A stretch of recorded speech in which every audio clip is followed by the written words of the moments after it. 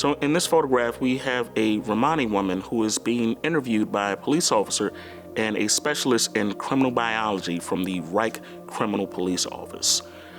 I generally share this photograph to, one, highlight and or unpack the police officer's role in this. So with asking the question, what is the ordinary function of the police officer in this image? Ordinary function of the police officer in this image, he's accompanying or escorting a bureaucrat, to bring him in to find this woman, to talk to her. He could be there to detain her if need be.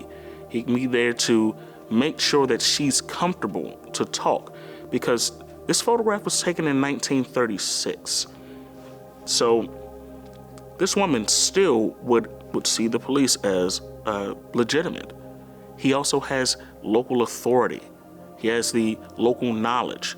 So he knows where she lives. He knows the area. She may also know him and or know that uniform. This right here make her feel comfortable enough to talk to this man. Because if this guy just comes up to her door, knocks on the door, hey, ma'am, I need you to answer these questions. You're not the police. I don't need to talk to you. But the policeman there, this makes this an official visit. So his ordinary functions, escorting this guy, making sure that she complies, and making sure that she feels comfortable. But with the man on the right, the specialist in criminal biology, we think of, what does that mean? What his role is to not determine that this woman has committed a crime. Her crime is who she is. She's considered criminal based on Nazi eugenics, and theories of criminality. This is why this image is important. So when I ask police to tell me, what the function is and what the purpose that's changing, is a police officer, his role begins to change because he's accompanying this guy, or he's escorting this guy to speak to this woman, not because she's suspected of any wrongdoing. They're questioning her solely because of who she is. That's what makes her criminal, now based on this Nazi theory of criminology. So when we look back at the photo, right, if you look at the look on her face, she looks like she's pleading to them. Like we don't know what's going on or what's being exchanged exactly, but we can see the agony in her face. That she's trying to explain to them something. And this gentleman on the right just has his notepad, taking these notes. That policeman right there in the middle, he's a rural police officer. He's a gendarmerie. He has a writing prop right there in his right hand.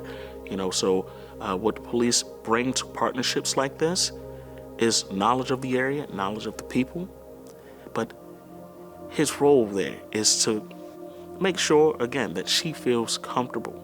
But something's changing here, and this woman does look distraught. Photographs are extremely important in the work that I do with the police because when I'm sharing certain images with them, I want them to understand the slippery slope that police went down, from prior to Hitler coming into power, from being neutral professionals to once we get up to around 1942, when police officers are being used to murder civilians.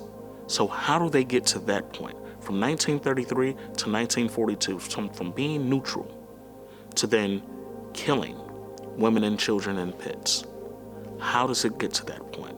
So throughout our images, I share, the steps or the moments where that slippery slope begins and opportunities throughout in which they could have made different choices.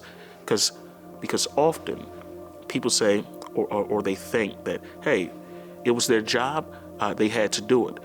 It was the law, they had to enforce it. Enforcing an unjust law is a conscious decision. That's something especially something like opening fire on a pit of civilians. That's something that cannot be tied with ordinary police work. So where do their jobs go from being ordinary to being something like that?